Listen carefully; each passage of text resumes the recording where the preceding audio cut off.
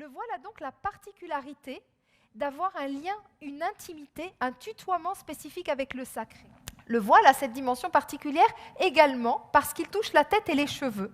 Et la tête et les cheveux ont, dans les sociétés orientales en général, en Inde en particulier, un statut très spécifique. Par exemple, en Inde, il s'agit moins de couvrir l'ensemble de la tête et des cheveux que de couvrir le sommet du crâne, qui pour les hindous abrite la fontanelle, le chakra couronne, qui est le lieu finalement de communication entre l'homme et le divin.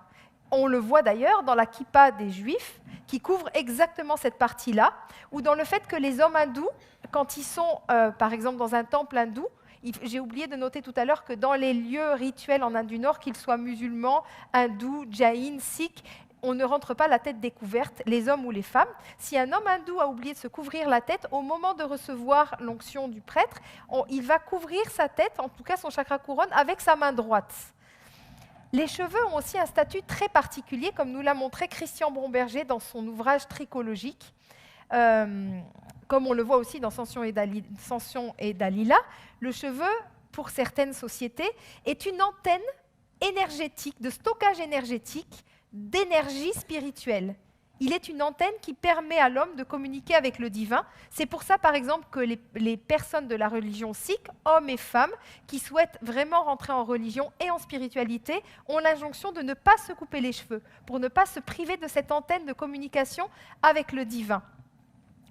Ainsi, par exemple, les colons avaient compris en Amérique du Nord qu'en coupant les cheveux à certaines tribus d'Amérique du Nord, ils les privaient de leur sens de l'orientation dans l'espace.